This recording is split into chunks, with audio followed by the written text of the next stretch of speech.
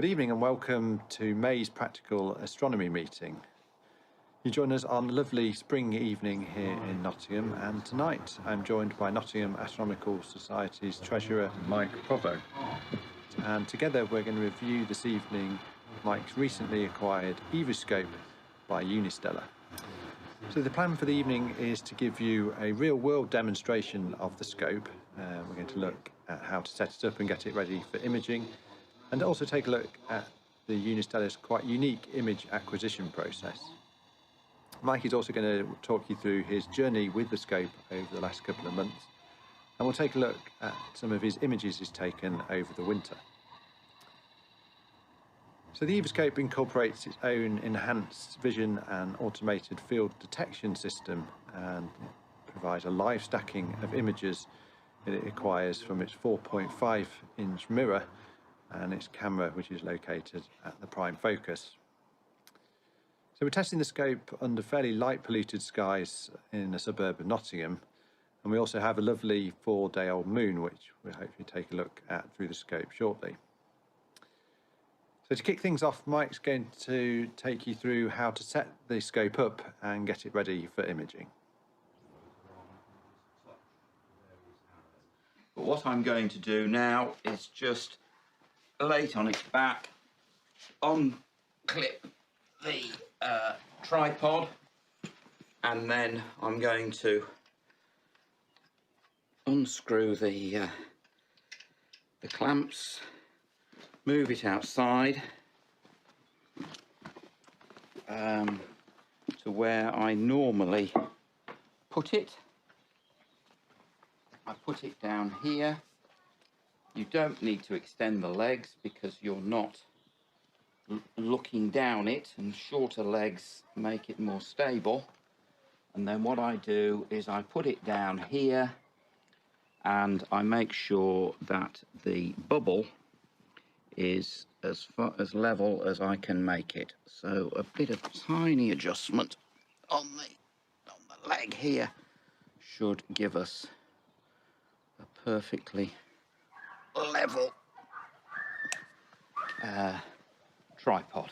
When I unzip the backpack, I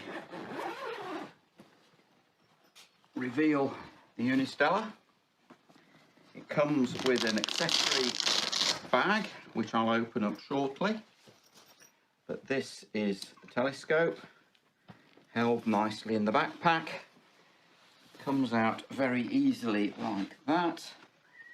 What I'm going to do is I'm going to put it on the tripod so it can cool down.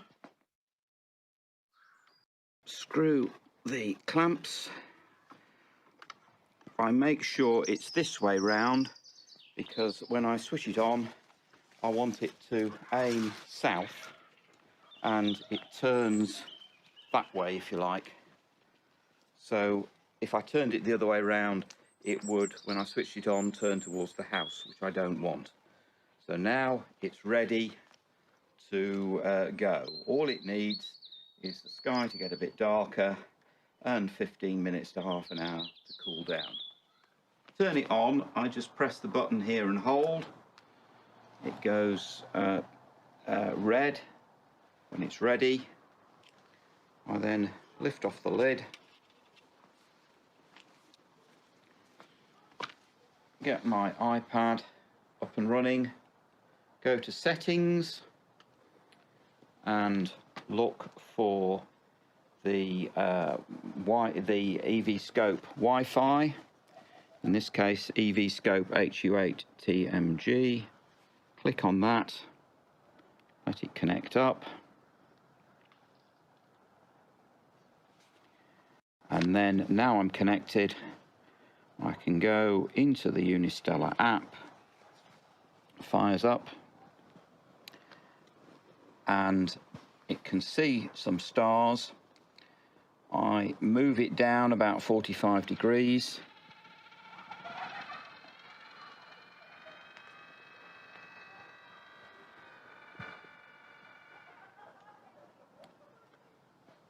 And hopefully it can see something. And then I press field detection. It does what it calls plate solve. It looks and sees if it recognises the field, moves about a little bit if it doesn't recognise it immediately, and then if it's dark enough, it will say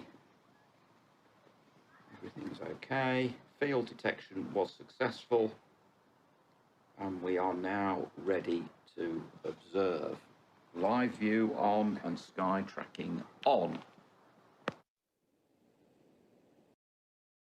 Right, now we're set up ready to image. Let's have a closer look at the scope itself. So at the base of the scope is a 4.5-inch mirror, so it's a reflecting telescope at f4. At the front of the scope, I think initially I was quite surprised at the thickness of the spider vanes, which are probably about 8 millimeters thick, which is presumably required as they're made of plastic and they need to be thick enough to hold the camera, which is located at the prime focus of the scope, really stable. But despite the thickness, I think the images the mic's taken, they don't appear to generate any excessive diffraction or noticeable light loss. Okay, so before we start imaging, we just need to first of all just set the focus of the telescope.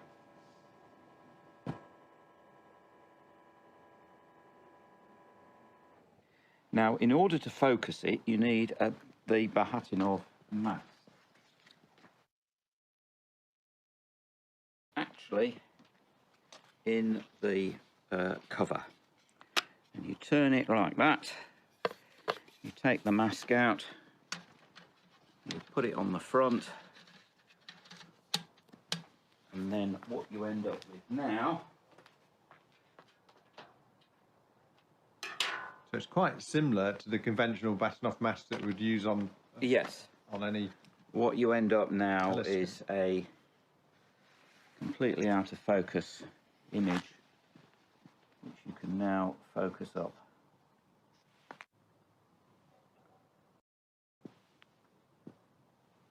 I think that's probably pretty good. Those 4 V's are pretty even. So I'm going to call it quits at that.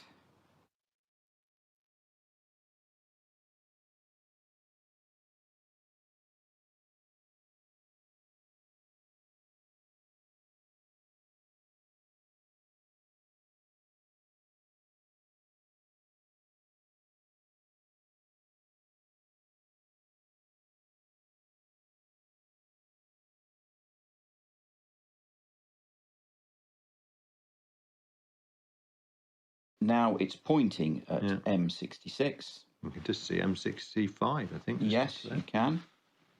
And then what I do is I press the enhanced vision. So is this now taking the exposure? This is now starting the exposure. This is where it does its magic. This is where, exactly. It's useful to have Stellarium on hand so that you can check that it really is pointing to what you'd expect. And in terms of its exposure now, is that something you can configure, or does it just decide itself how long to take exposure for? You watch it, you see what it does, and then once you're happy that you've got enough, and I tend to, stop at about 20 minutes, but you can leave it for an hour or more if you want to. You just stop the enhanced vision, and then it asks you if you want to save the image. Okay. It says enhanced vision on M66, 16 seconds. So is that the view we're looking at now? That is the view we're looking at. What it does, I believe, is it takes 4-second exposures. Okay. And then it stacks them. Okay. So what we're seeing is at the moment 24 seconds, 28 seconds, so it's got 7 exposures, and then it will count up and up. Okay. And it will continue to keep stacking. It will continue to do this. It will stay absolutely focused onto the object, and its tracking is rock steady until you've got to the point where you've done enough. I find 20 minutes is more than acceptable. sometimes you just get bored and want to look at something else. Yeah.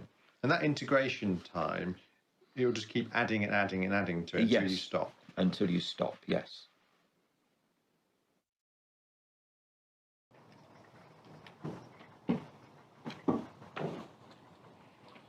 This is the view straight through the eyepiece of the Unistellar, the M66 with the camera. You can see the galaxy there. So we just started the exposure, so we're probably only looking at a couple of seconds at the moment as the image develops. It's certainly quite a spectacular view through the eyepiece, I must say. Obviously we're actually looking at a screen, not directly through the scope.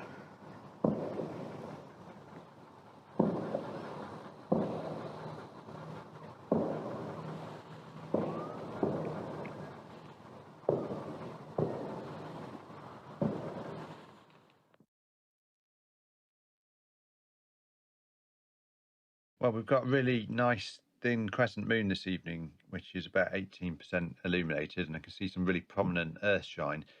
So let's slew the Unistellar to the moon, Mike, and see what the field of view through the scope is like of the moon.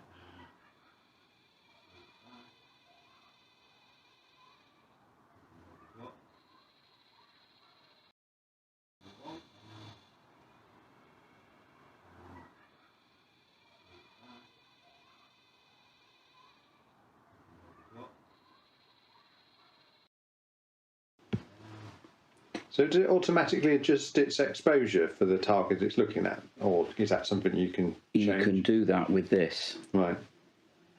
And you can ease it down a bit.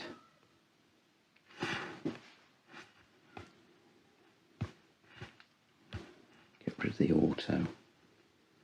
And you can mess around with it. I haven't.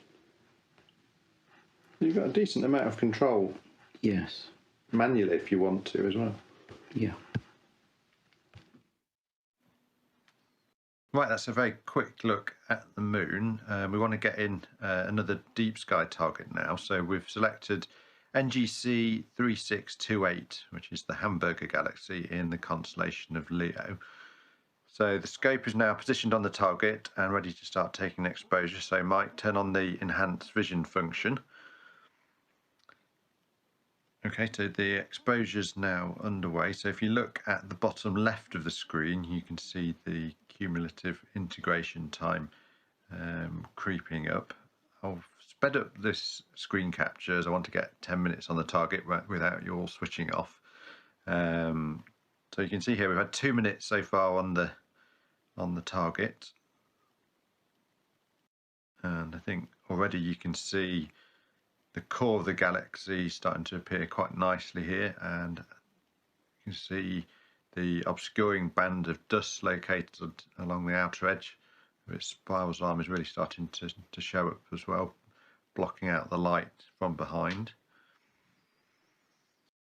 So NGC 3628 it's an unbarred spiral galaxy. It's about 35 million light years away.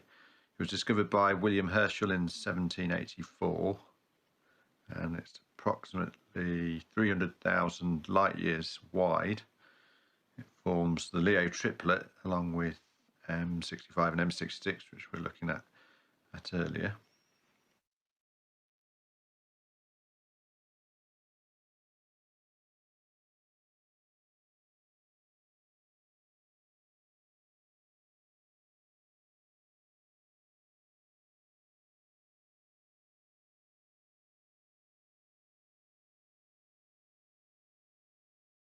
It's been nice to see the whole of the Leo triplet this evening in just less than half an hour with the scope, so just shows how quick and easy it is to use.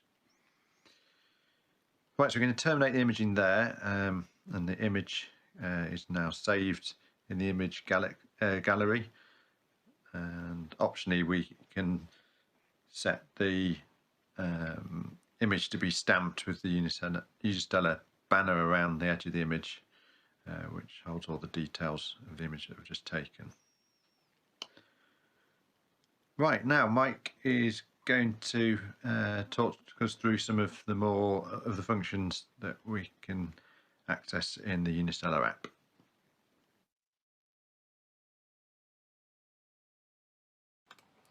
The Explore page on the Unistellar app allows you to scroll through objects of interest appropriate to the current date and time. It also allows you to input coordinates, both RA, DEC and Alt-AS. The Science page allows you to participate in SETI citizen science projects according to instructions that are available on the website as appropriate. The gallery page allows you to scroll through the collection of photographs that have been taken that are on your device, and also allows you to select individual ones for closer study.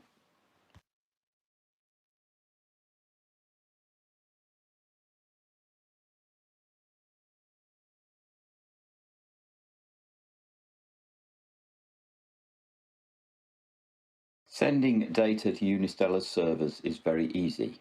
Select the user page, press Upload Data, connect to your home Wi-Fi. The telescope then connects to the servers, sends the data, parks itself and powers down, and continues the process without any further user involvement.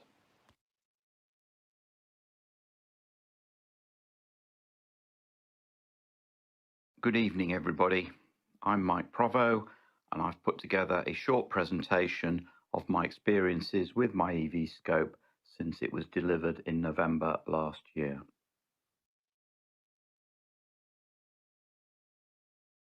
The Unistellar eVscope combines a single mirror reflecting telescope, camera and processing software into a very easy-to-use self-contained package driven remotely by tablet or smartphone.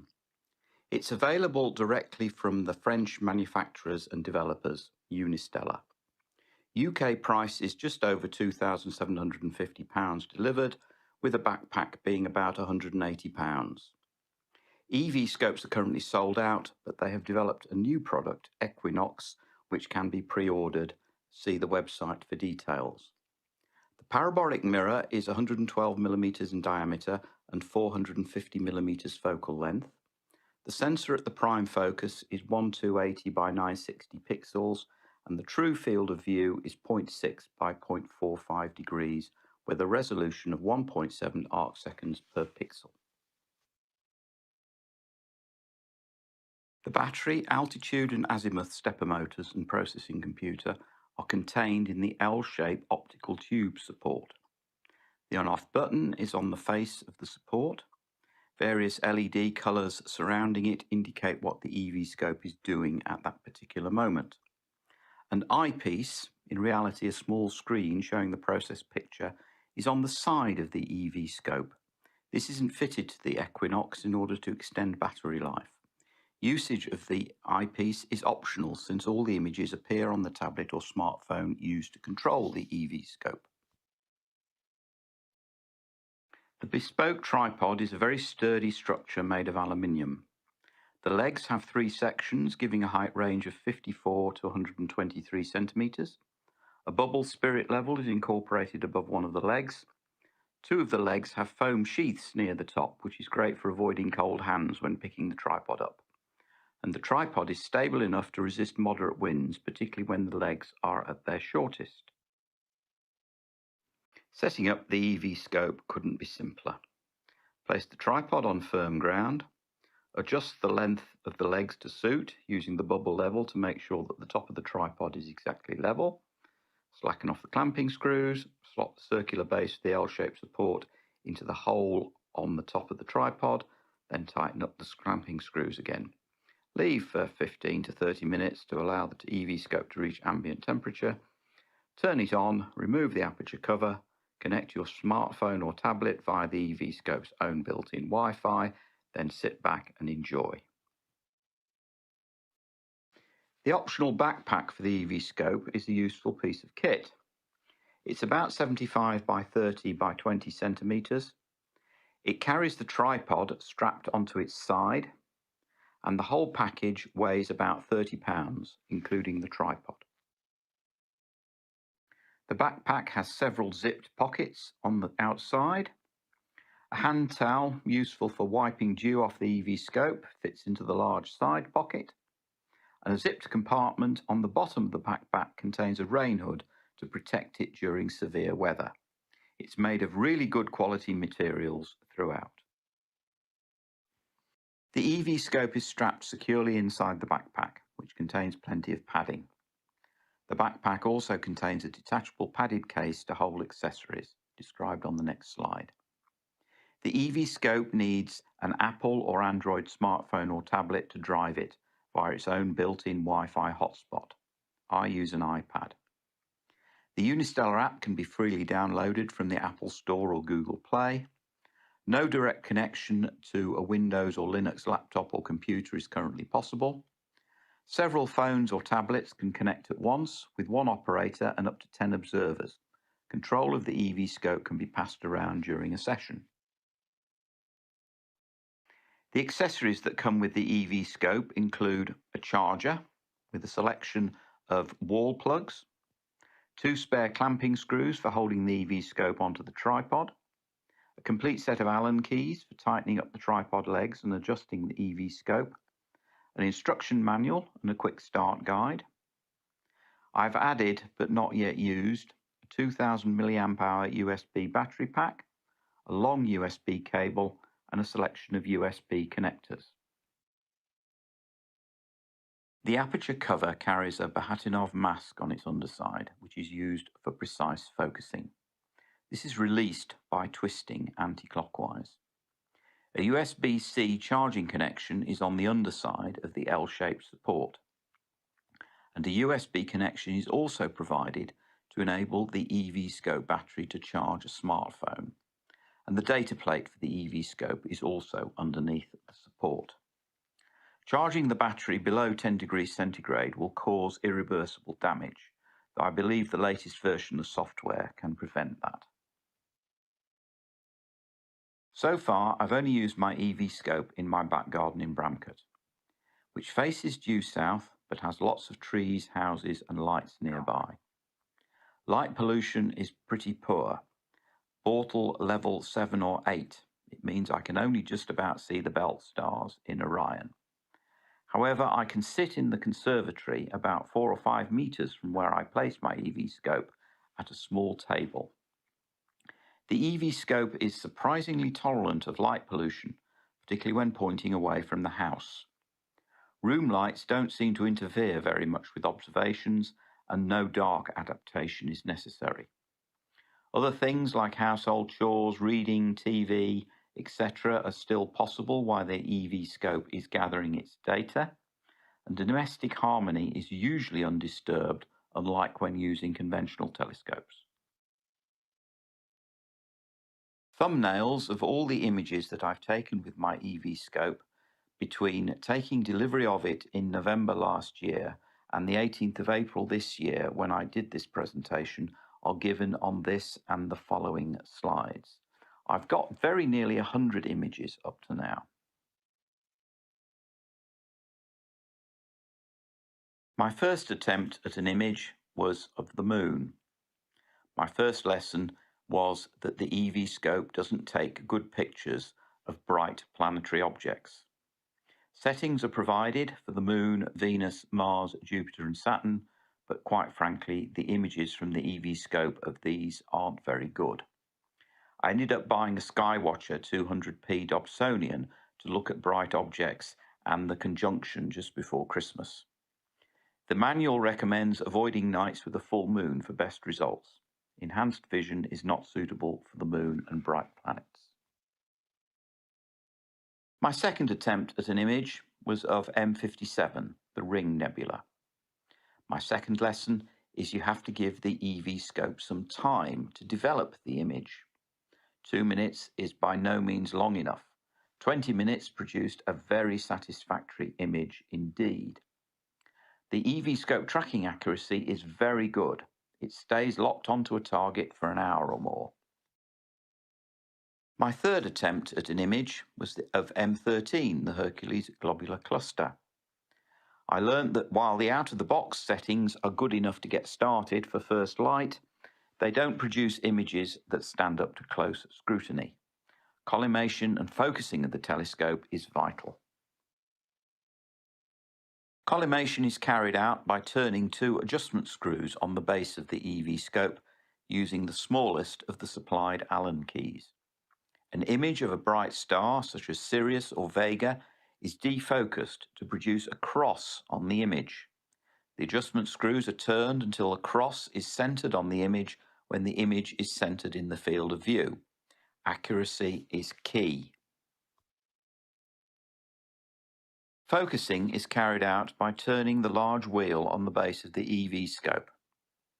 The Bahatinov mask supplied attached to the aperture cover is used to fine-tune the focus, as shown in the three diagrams on the bottom of the slide.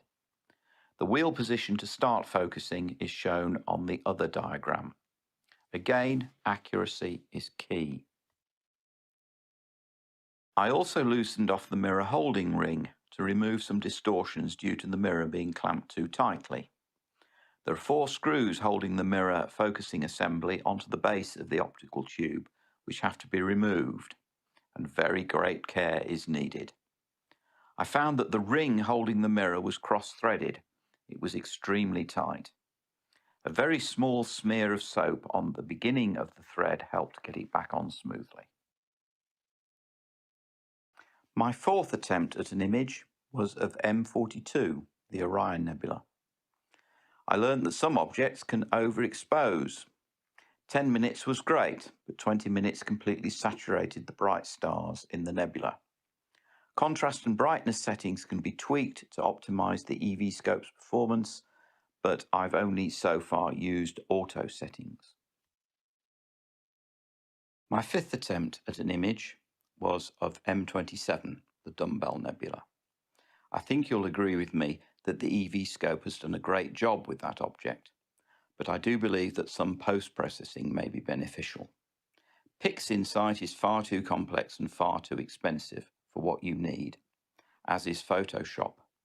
Affinity Photo, developed by a local software house, seems to be very cost-effective, and Dave Eagle's book gives you some guidance on how to use that software. I've also used 2 pieces of software from Topaz Labs for denoising and sharpening the image, and I've also experimented with Gradient Exterminator, but I'm still learning about post-processing. Altitude and azimuth limits can be set to warn if the eVscope is not pointing at open sky, and city, suburb and countryside observing conditions can also be set.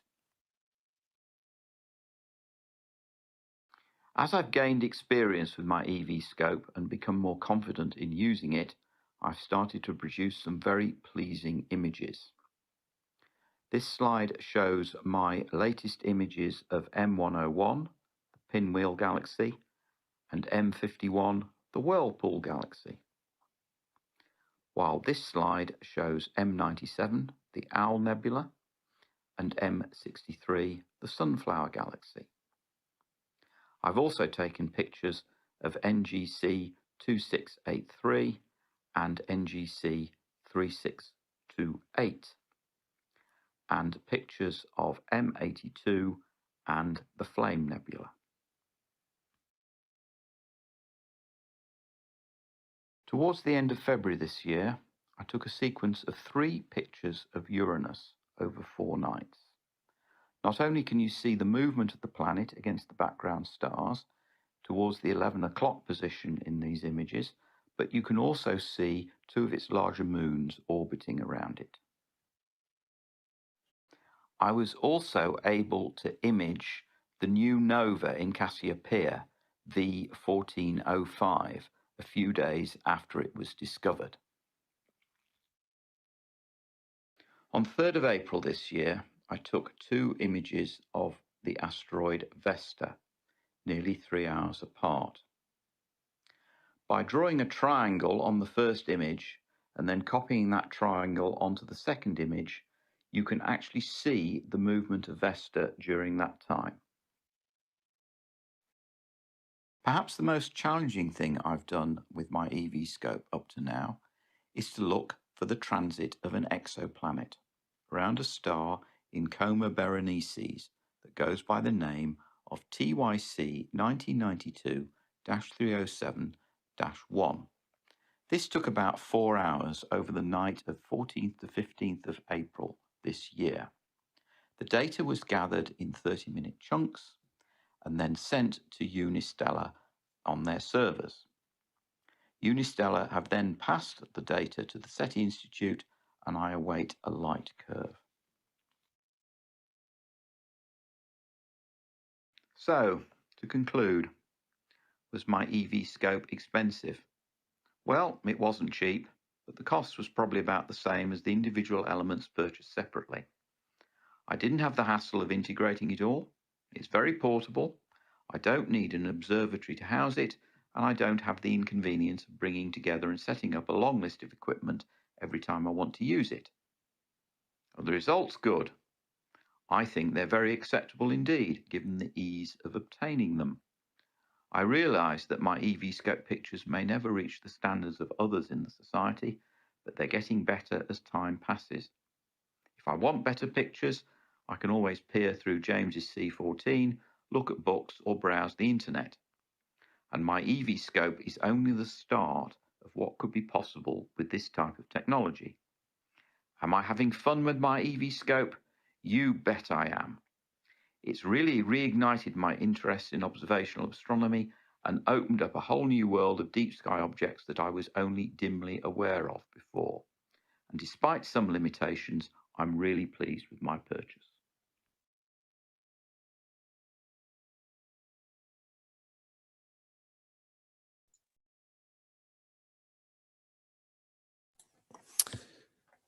Well, thanks very much, Mike. First of all, I think, yeah, it was a really enjoyable evening we spent together a couple of weeks ago filming that. It's not very often, I guess, you'd look at completely new instruments compared to what sort of the conventional astro imagers use, or just looking for a telescope, a normal telescope. So I found it quite an experience looking through, particularly the eyepiece, looking at galaxies you can't normally see through a standard telescope with your eye. So I think that's a real plus point for the scope. I think my overwhelming thoughts, what a brilliant tool for public outreach in astronomy this is, because we've done no end of sort of public outreach events, and I think I've shown people sort of fuzzy patches of nebula in Orion, and I guess people are a bit underwhelmed, but I certainly think with the Unistellar it's got real potential for that, but also for the amateur astronomer just getting into it. Right, so we'll put the YouTube live chat up on the screen, so if members want to submit any questions to Mike, feel free to do so, and can see one or two coming through now. So Mike's here to answer those. Can you pull up the light curve? Oh yes, I forgot you wanted to talk about that. Yes, so I'll just move those out of the way for a second. So that's the light curve that you wanted to just go through. Okay, good evening, everybody. This light curve came through about 3 o'clock this morning from SETI in America. It shows the dip in the light from as the planet crossed the star. The y-axis is what's known as the relative flux ratio, the light flux of the planet hosting target star divided by the light flux of a nearby reference star. And the flux ratio outside of the transit has been normalized, so it averages to 1. The x-axis is the time relative to the measured middle of the transit, which has been set at 0. The grey points, the flux ratio measurements from the images that I took, that are each an average of 30 individual frames from the eVscope. And the error bars show the 68% 1 sigma confidence range. The blue squares are weighted averages of 8 grey points each, just shown for easier visualization. And the red line is the best fit model of a transiting exoplanet light curve for my data using a least squares minimization method. The dashed lines, which you can see a horizontal orange dashed line and 3 vertical black lines, mark the predicted depth of the transit, the orange line, and the predicted start, middle, and end times, which are the vertical black lines. You'll see there's quite a difference, which I'll talk about in a bit. The bottom panel is the data minus the model, showing the residuals, where the model flux ratio has been subtracted from the measured flux ratio, and the average value of near zero shows that it's a good agreement between my data and the model. I discovered a bit more about this since I did the presentation. TOI stands for TESS, Object of Interest, and TESS is the Transiting Exoplanet Survey Satellite that gathered the data that has been, that gathered some data of transiting exoplanets and produced a list of about 2,000 objects for further study, one of which is TOI 1811.01. The planet, I was told this afternoon, is 128 parsecs, 417 light years away. So the light set off just after Queen Elizabeth I died, and while Guy Fawkes was plotting to blow up the Houses of Parliament. So it's taken a long time to get to my eVscope. The mid-transit time is nearly 25 minutes later than predictions, which is quite an interesting result.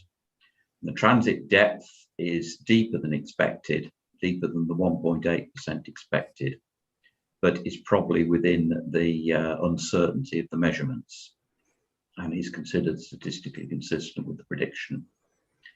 Now, what about this late occurrence of the transit? There are some inconsistencies in the prediction times. There's one database that says my data is 25 minutes late, and another says my data is about 15 minutes late. So the timing result is therefore considered preliminary, while they understand why the predictions are different to what I've actually measured. But other people have made similar measurements as well. So this could be an important contribution to update the predictions. Either another planet in the system is slowing the orbit down, or the previous transit measurements were somehow wrong. So that, I think, is a very pleasing result from my very light polluted site. And it shows that this isn't a curious toy, it's a real scientific instrument that can produce some results that are of genuine interest to the community. The other interesting news, a couple of hours ago, Unistellar produced an update to both the app and the firmware on the eVscope, which they say has increased the resolution of the images by a factor of 4. So when the clouds go away, I'm looking forward to getting some even better images to what I've had previously. So if you'd like to fire away with the questions, Richard, I'll see if I can answer them. Yeah, and I guess what you were just saying about the citizen science thing is quite important, isn't it? I'll just quickly put up their website. That's certainly developing, and the work that you've done with the exoplanet transit is a key sort of part of that that they're trying to build, which is quite an interesting another aspect to this. And tracking asteroids, that's another thing everyone can get involved with. So there is definitely a network being built up by Unistellar, which is quite an interesting angle that they've gone with it, which I think is a really positive one to do. Yeah, we've got loads of questions coming. I've been talking about that. I'll just quickly ask you, Jeremy, because that's related to this. So how bright is the star, and how faint a star could you do photometry on that?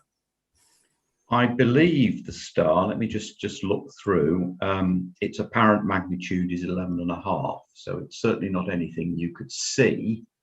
And I think the eVscope can go down to magnitudes 14 or 15. So you can see, you know, quite a lot with the eVscope. Right, put the questions back on. That's a switch screen. I think they've just, we need to go back to the top because they've just shot down there. So where were we? So there's one from James. Is the battery built into the telescope, and how long does it last? Yes, the battery, I think, is built into the base of the L-shaped support, you know, just above where you fit it to the tripod. The claimed battery life is 7 hours, but clearly they want to extend it because the new Equinox has not got the eyepiece at the side, which means that the battery will last a bit longer because it's not driving that screen. I've yet to come anywhere close to discharging the battery with my sessions, which last probably a couple of hours. Do they not recommend you running it off the mains then? Is that there? I could run it off the mains, and I actually have a plug nearby, but with it, you know, going backwards and forwards as it rotates looking for targets, I don't really want to risk tangling up the cable. The one reason I bought the cable to attach my battery pack to it was I thought when I was using it at Cochrave for extended sessions, I wanted to make sure that I wouldn't have to curtail the session if the battery ran out, but I suspect that I won't actually need it. Question from Andrew Green. Do all the images have the data ring around them, or can you create an image only? The data ring is entirely optional, and as has been pointed out by Lee and others, if I didn't put it on, it would make post-processing much easier.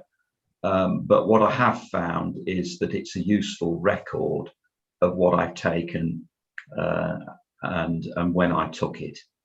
So I've decided to keep the data ring there, but I could switch it off if I chose to. Just what you want, really, up to the user to decide whether they need it or not.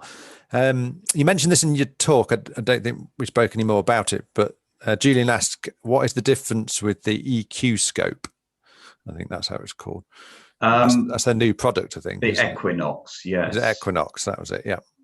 The main difference, as far as I can see, seems to be that they've taken the eyepiece off the side, which has increased the battery life. There may be some other differences, but I haven't really explored those. And Richard's kindly pulled up the web page, which talks about the new product.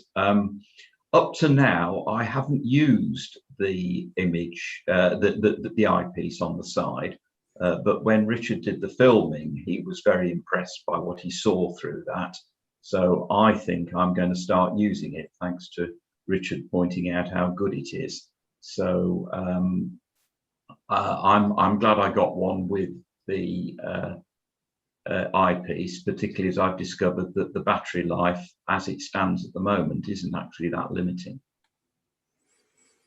Yep, so it's there on their website if people want to have a look at the Equinox telescope. Yeah. There is no doubt that this is really the beginning of a whole series of both hardware upgrades and also software upgrades. So I'm hoping they'll do things to make it usable for planetary imaging, and it'll just get better and better over time, as these things tend to do. And I have told James that I'm hot on his tail, and in 5 years' time, when it's half the price and twice the capability, it'll be an absolutely amazing way of looking at the sky.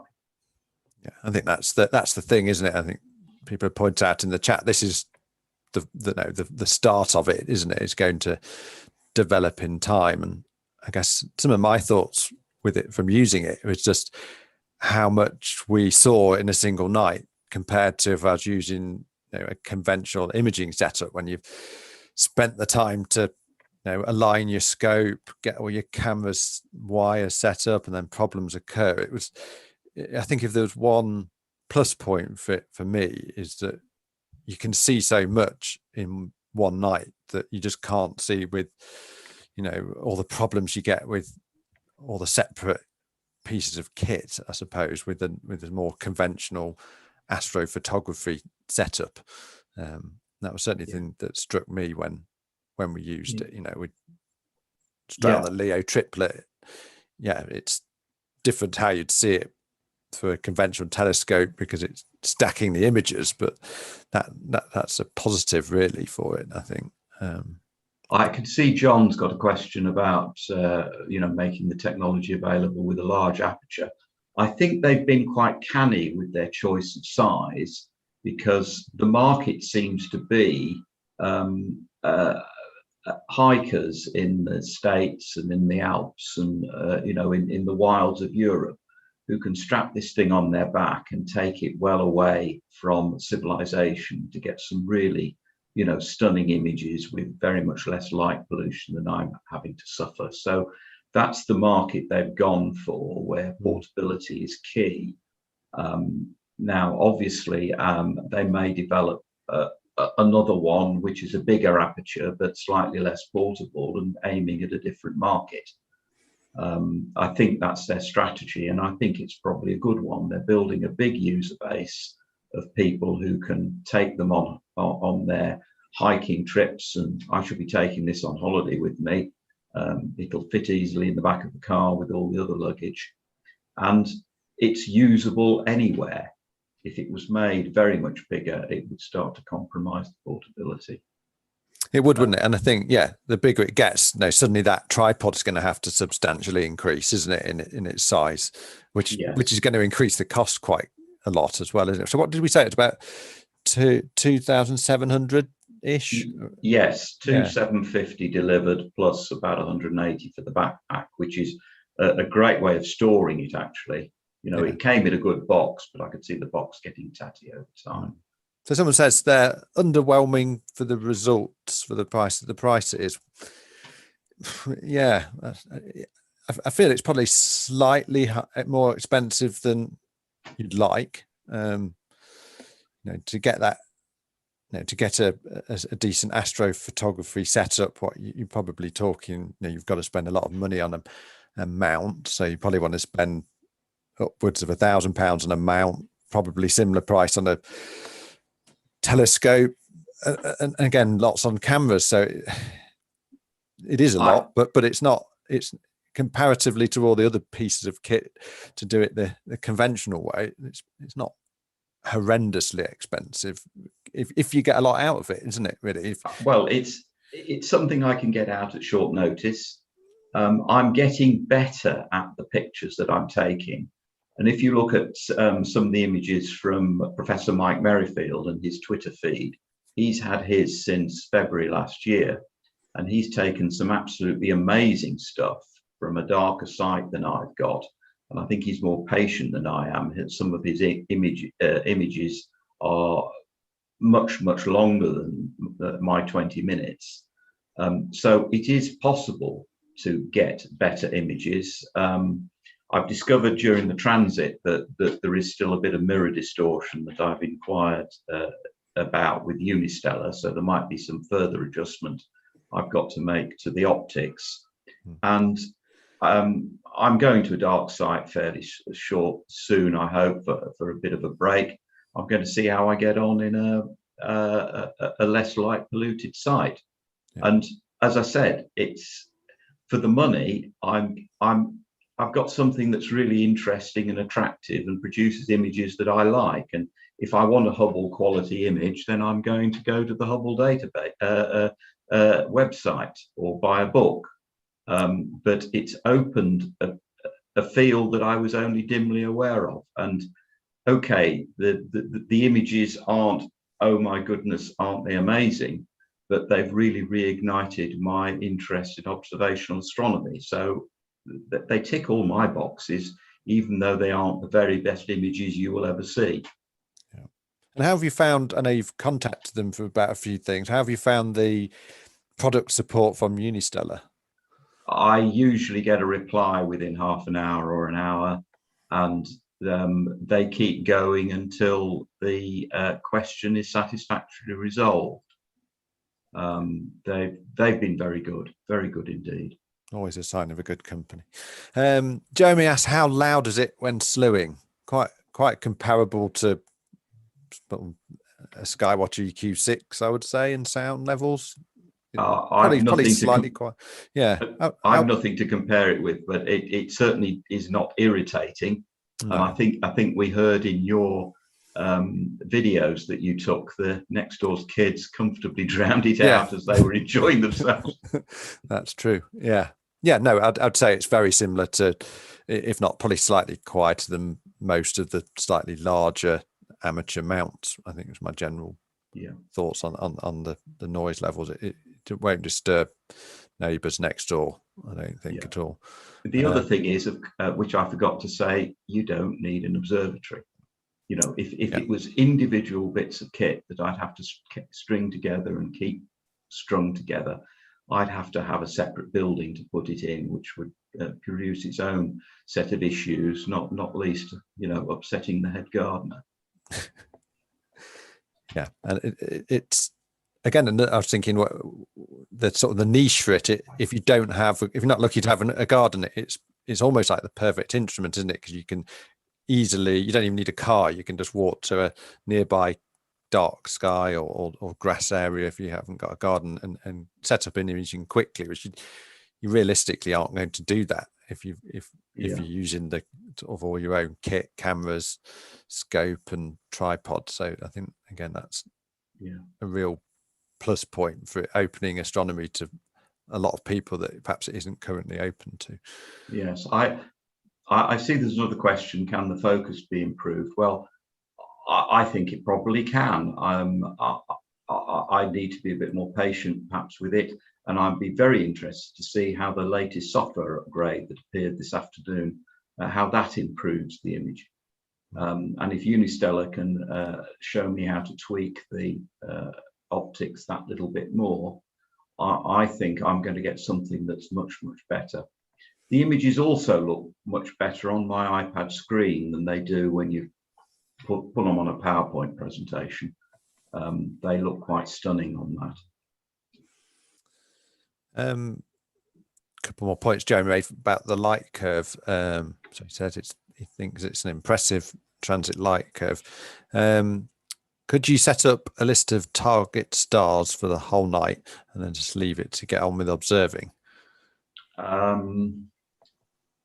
No, you have to manually go from one target to the next.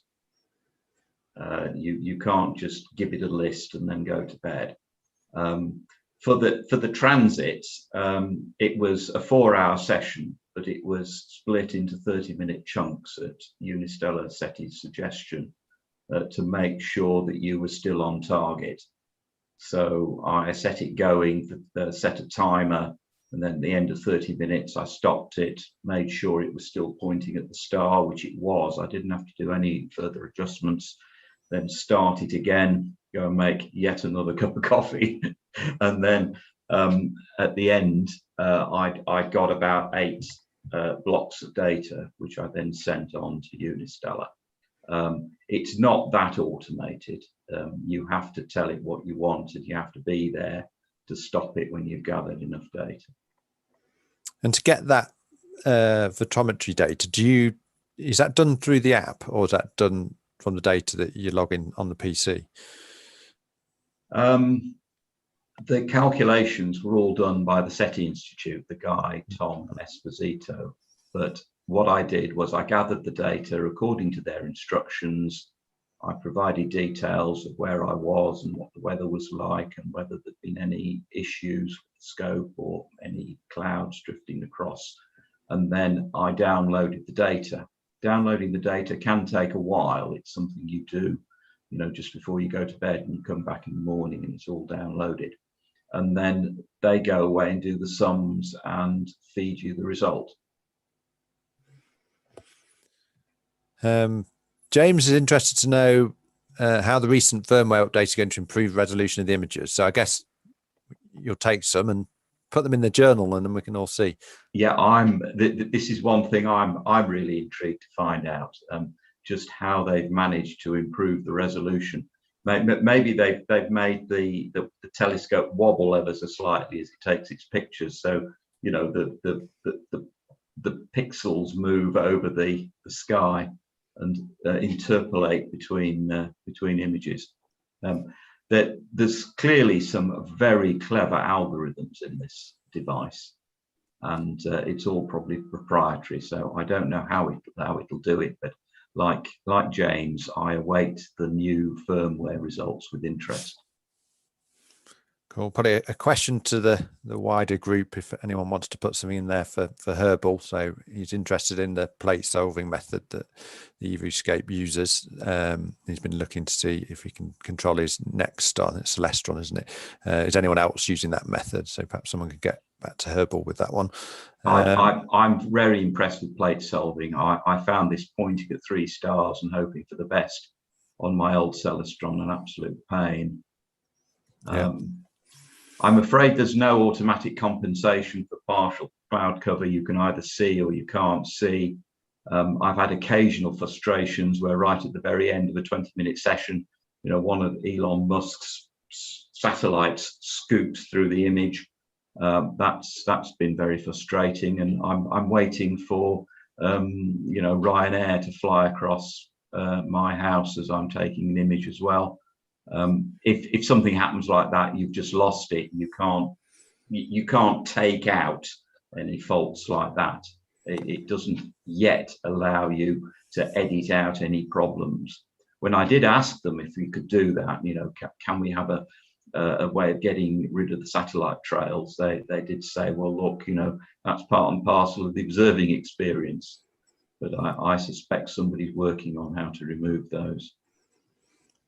Yeah, some interesting input from Nottingham Astronomical Society's patron, Mike Merrifield. So it's the difference between having a mobile phone that lets you take a decent picture at a moment's notice and having a fancy full-frame camera that, if you prepare to look it around and plan appropriately, you'll take beautiful photographs with. So yeah, I'd agree there. You know, if you want something to stick on your wall and blow it up, it's probably not going to achieve that sort of image. But if you want to see, you know, nebulas, galaxies that you've probably never seen before, it's definitely the thing to go for, because you can see so much so quickly.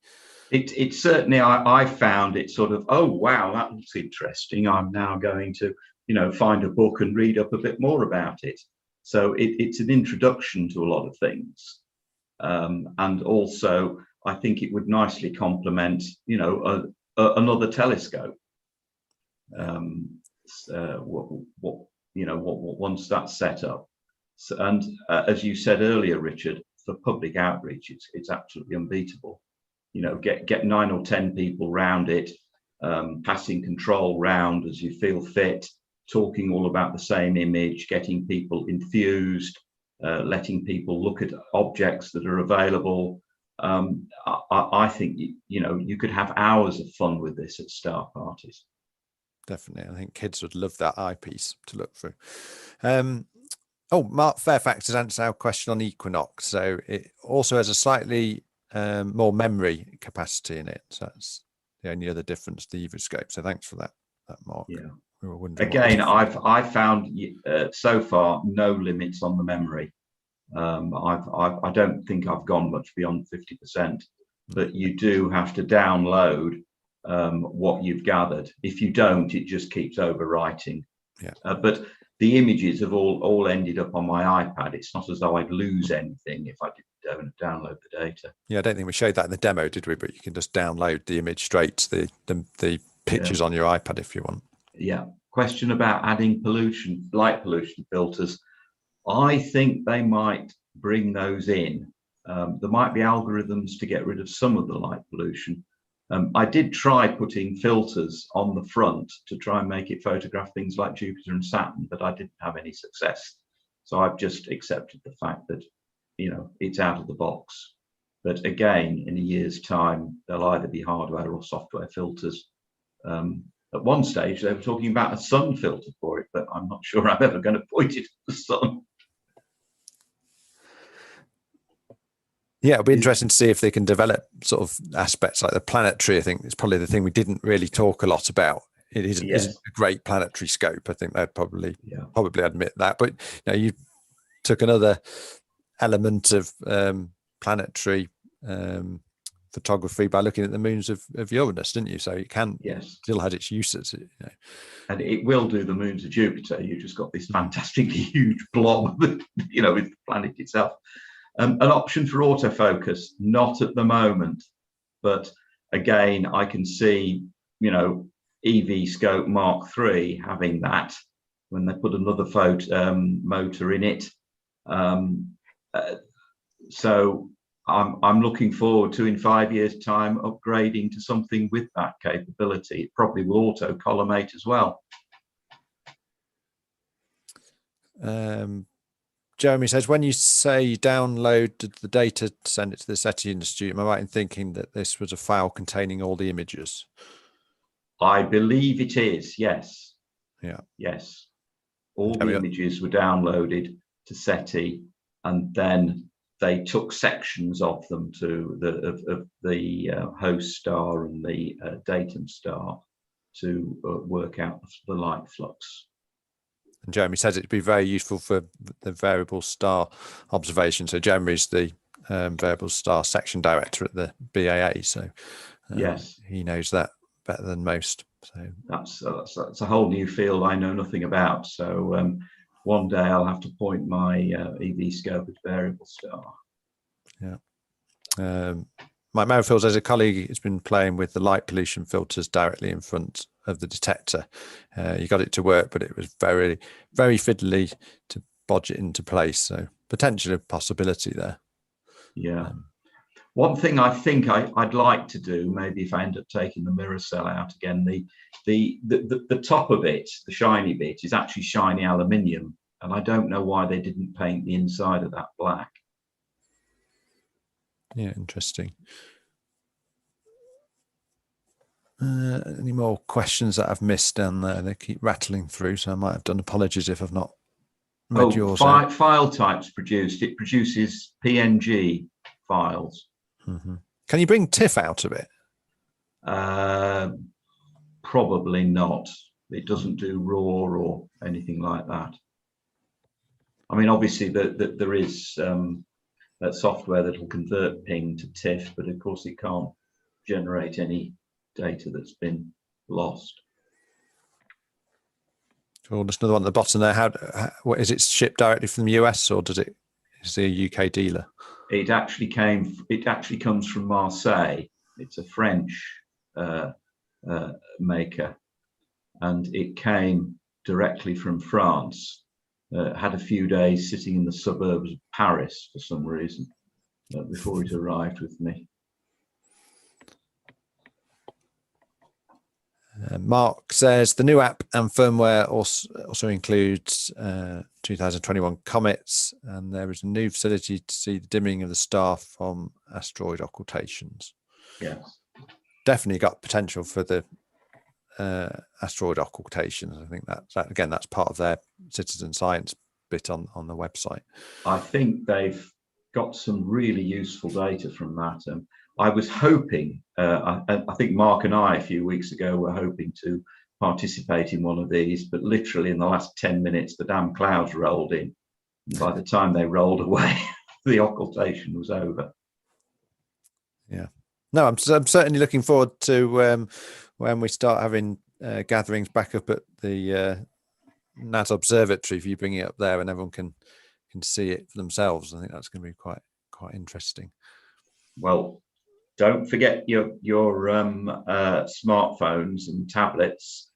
You can download the app free of charge, and then once you're near my eVscope, you'll detect the Wi-Fi and you'll be away.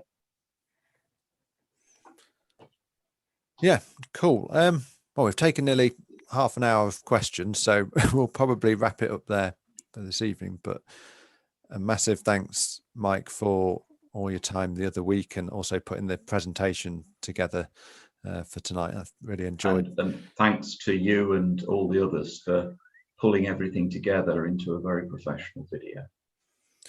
Yeah, that's great. As I said, hopefully all our members can see it for themselves in the not too distant future up at the observatory. I'm sure we'll definitely get that arranged just as soon as we can and get some. And if anybody wants to contact me, my email address is in the journal. Excellent. Cool. Well, thanks very much indeed, Mike. Okay then. Okay, to wrap up this evening, let's just have a quick reminder of our next meeting. So where are we on here? The Thursday, the 3rd of June, which is Harbingers of Doom. So I presume that's something in relation to comets. So we welcome back Professor Ian Morrison to deliver that lecture for us. I think that's still planned to be on YouTube. We are in talks now with the Plumtree and the Gotham Halls to see where we go next with resuming meetings. But I think for now, that one will be on the NAS YouTube channel. So yeah, really looking forward to welcoming back Ian Morrison. He does some superb talks. So that is the next meeting, usual time at 8 p.m. If anyone's interested in joining the society, we put our third Thursday of the month meetings free on YouTube. So if you're not a member of the society and watching today and wish to join, you're most welcome to. That's our membership rates for the year. And if you go to the Nottingham Astronomical website, you can pick up more details on there of how to join and the membership form. We'd really like to welcome you to the society if you've enjoyed the meetings that we've been doing online. Hopefully we'll be seeing you face to face in not too distant future. Okay, that's it for tonight. Thanks very much for watching. I hope you enjoyed that, and we'll see you in June for our next meeting. Until then, from Mike and myself, a very good evening. Good night.